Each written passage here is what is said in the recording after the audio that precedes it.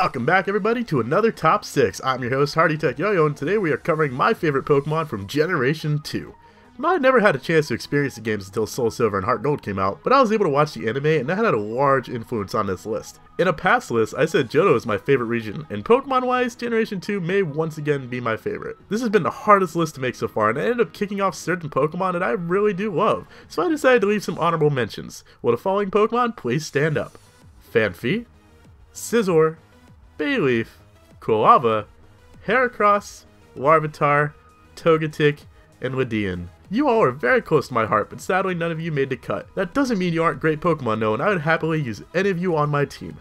Now I know this may be kind of cheating and I'm technically picking more than 6 Pokemon, but let's get on with the list. As always, this is completely my opinion and there's a good chance you will disagree with me. That's why I invite you to leave your own list down in the comments. Of course I suggest you leave some details as to why each Pokemon is on that list, but that's completely up to you. Now this list is based off of certain things like Pokemon design, fond memories of using this Pokemon, how useful it is in the game, not competitively because I don't give a crap about competitive battling, who makes the best meatball sub, and do these things really matter? I just picked 6 Pokemon I like, so let's get on with it.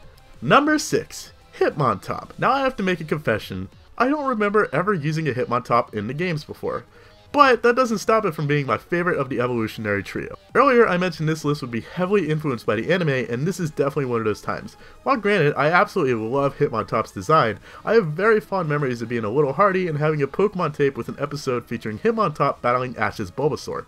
I watched that episode more than any other in the entire series. There was just something about Hitmontop spinning on his head that fascinated me so much, and ever since I have loved him. Sadly, I soon found out that Rapid Spin is a very situational move that's basically useless in the main game, and my heart was a little bit crushed. But despite the lack of use, Hitmontop has still remained a favorite of mine after all these years. Number 5, Quagsire. This is where things are starting to become pretty difficult for me. Seriously, it took me nearly 10 minutes staring at this list of Pokemon to pick one for number 5. I'm dreading how hard it'll be for the next 4. Now Quagsire is a Pokemon that actually has no anime connections, at least for me. In fact, I didn't really have any past experience with this guy until I got my copy of Soul Silver. By the way, Soul Silver is way better than Heart Gold.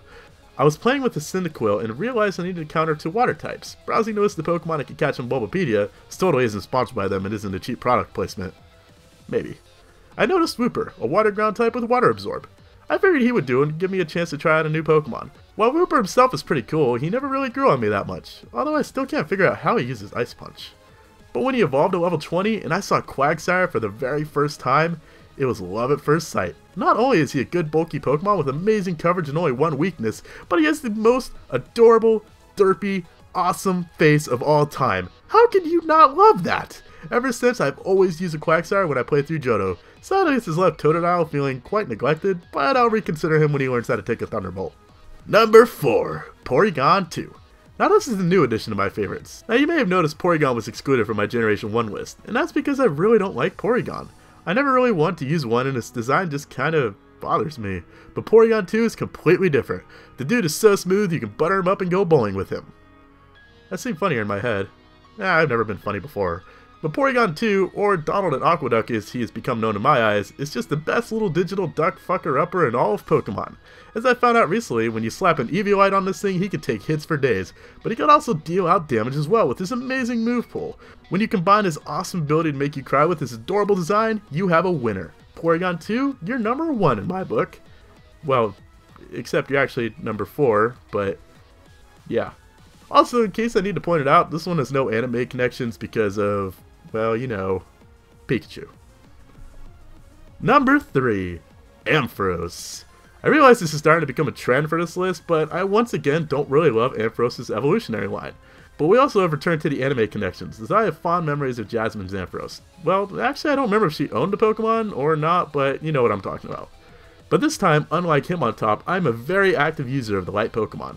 I can't remember the last time I played through Johto on my own without using one of these, and the same can be said for Black 2 and White 2. Overall, it's not the best Pokemon stat-wise, and I've always been extremely annoyed by its inability to learn T-Bolt by level up. It still has a reserve slot on my teams. Put on Discharge, Focus Blast, Signal Beam, and Dragon Pulse, and it's gonna mess you up. Although I still don't understand why Game Freak insists on having him learn Electro Ball. He's slow. Stop mocking him and give him Thunderbolt! Plus, when he Mega Evolves, he turns into Mega Fabio and becomes a Dragon type. Now tell me you've never seen a Pokemon that fabulous before. Number 2, Lantern. It's getting to that point of the list where my brain's starting to run out of unique ways to say I love a Pokemon, so I just want to show you a picture of it and go eat some chicken nuggets. Sadly, YouTube's new TOS says I need to give you at least one valid reason, so Lantern might just be the cutest, most lovable Pokemon I've ever seen. Sadly, I've never had many opportunities to use him since Quagsire and Ampharos kind of bullied him out of my party, but he still outranks him on this list for his pure adorableness. I mean, look at that face, it's so cute. Not to mention his two awesome abilities which can make him extremely unpredictable, his amazing typing, and his decent bulk, and his adorableness. Wait, have I mentioned that one yet? He's just so cute! And number 1, to those of you who've watched my Fire Red Omega Nuzlocke probably know who this is, so it won't be much of a surprise, but it's Ferc. Now, I wasn't a big Ferc fan for a long time, and to be honest, I never really even acknowledged his existence for a while. Maybe it's just because, with the exception of Rattata, I never really cared about or used the region's normal types we always get. In fact, when I first caught Sentret, I badmouthed him and basically said it was a useless catch. Apparently, I lit a fire under that Pokemon's ass though, because he became the star of the entire series. That little female Ferc named Ron earned a lot of respects and a lot of fans during his run. In fact, it took a Tyranitar, who almost died by the way, to finally take down this mighty ferret. It was definitely one of the most devastating losses in all of my Nuzlocks, as there have been very few Pokemon I have grown so attached to. I haven't really had many opportunities to use one since, but maybe that's for the best because I doubt any other Ferc could dare follow in the footsteps of the great Ron, and that's why he takes the top spot of this list. So what do you guys think of my list? Do you agree or disagree with any of my choices? This is your chance to voice your opinion. This has definitely been the most difficult list I've ever made, and this type of situation is the reason why I was reserved about making these kind of videos in the first place. I almost felt like I was ranking my children and still feel kind of guilty about the Pokemon that didn't make the cut. But I'm sure I'll get used to this feeling as I continue on through the rest of the generations. But I suppose that'll do it for today, guys. If you enjoyed the video, why not leave a like to show your support? Every time someone hits like, a Ferc gets his wings. I'm sure that makes sense if you think about it hard enough. Of course, every time you click dislike, your favorite Pokemon gets eaten by a Snorlax, so you might not want to do that. But that's going to do it for me, guys. Until next time, I'm Hardy Tech Yo-Yo. Peace!